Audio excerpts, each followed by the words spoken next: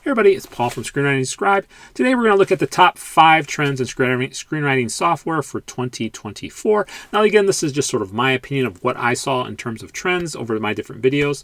Now some of these trends were good for us as screenwriters, some of these trends maybe were a mixed bag, and some of these trends were probably not very good. So as we look at these different trends, they're not in any particular order. 5 is not better than 1. These are just 5 general trends that I've noticed during screenwriting software for 2024. So let's start with trend number 5, which is there's a lot of new players in the space in 2024. And this shouldn't surprise us. When I Googled how the screenwriting software space was going, I learned that by 2030, the screenwriting space should have grown in terms of revenue to about $250 million per year. So this is a space that a lot of different companies are getting into because it is becoming a lot more lucrative because there's not a lot of competition. But over the last 3 years, I've been noticing there's a lot more different software programs coming into play because of this, that people are noticing that this is a niche that they could come in. And like I said, I personally think that Final Draft is sitting on its laurels, which is allowing other competition to come in and take market share from them. But we'll talk a little bit about more of that later. Now, there are some great new apps that I just want to talk about real briefly. Studio Vidity, Storyworks, So Create, Script Studio, and Prewrite are some of the ones that come to mind. There's a lot of other ones as well too. They're great for the space because they're affordable. They come with a variety of different features, and they help push some of the old guard, hopefully, into innovating. Final Draft, you need to innovate some more. Now, there's also some AI apps that I thought were good for storyboarding and for other things, Catalyst and Storyworks. I'll post a video with a link where I talk about both of those different types of programs that you can use that are AI. They're not really AI in the respect that they're going to write the whole screenplay for you, but in terms of showing you, helping with your ideas and showing you what the storyboards would look like. Some of the other things I liked about 2024, there were other apps, just not besides AI apps, but other apps that would help you sort of figure out your ideas and put them together. I really love Causality, and again, I'll place a video for that so you can see how that will help you sort of figure out your story, help you sort of brainstorm and outline your story. Another great app that is out there as well too, and that's nothing to do with AI. But I'm really excited to see what 2025 will bring in terms of innovations and what new kinds of tools that we're going to get for this next coming year. Trend number 4 is one that a lot of people might not like to hear, but it is unfortunately true. Final Draft is declining. Final Draft 13 was released this year, and oh boy, was it a flop.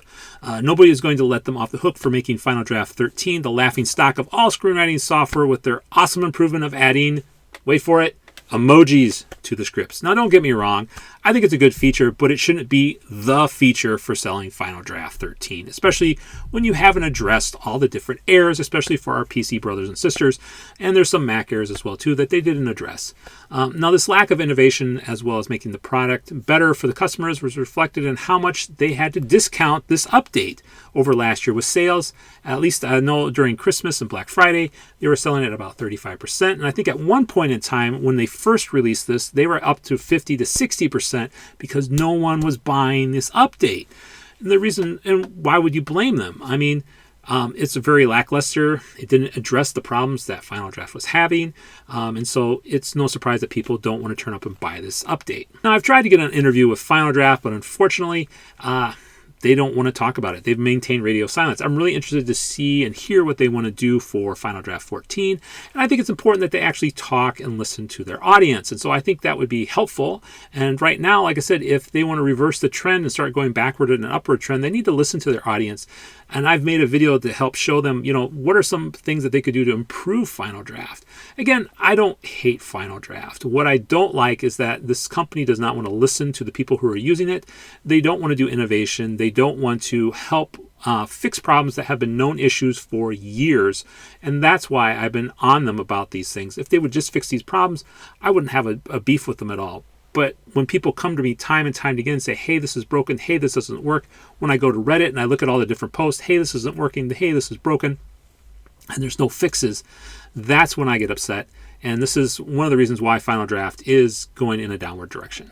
Trend number 3, AI. Oh, everybody's got an opinion on AI, don't they? And that's sort of the mixed bag for trends this year. So people really like AI and some people really don't. And you have, in terms of software, there's a lot of different ranges that sort of fits these different types of opinions.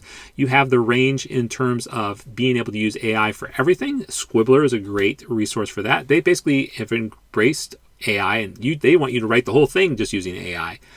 I'm not a big fan of that, but I know some people are. Now, the big two, Final Draft and as well as Fade In, they don't really have any AI in there at all.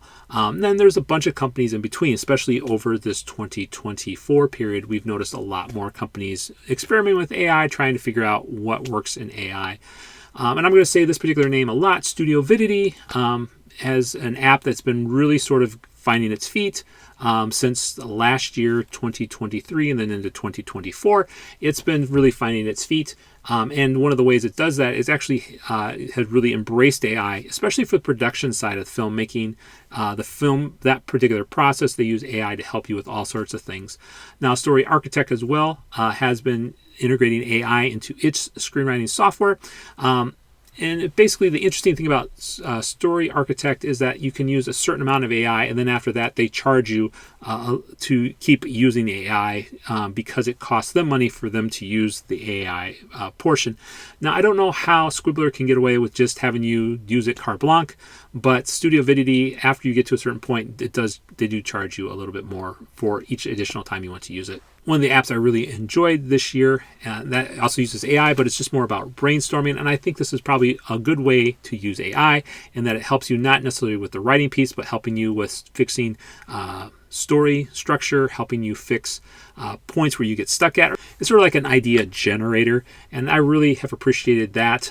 But let me know how you feel about it. Should we just ban AI totally from screenwriting? Or is there certain areas within screenwriting that it's okay to help have AI help sort of get the juices flowing, helps answer some questions or stuff like that? The next trend I'd like to talk about is Android users.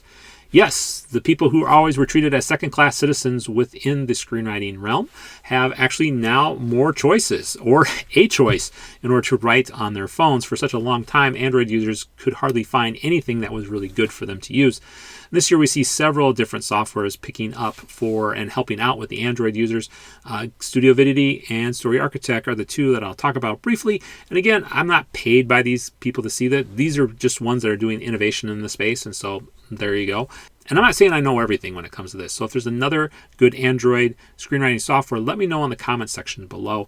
And I'd like to make sure to talk to other people or make a video about them so that they know, so that other people know about this. Because again, Android users seem to be getting the shaft for such a long time.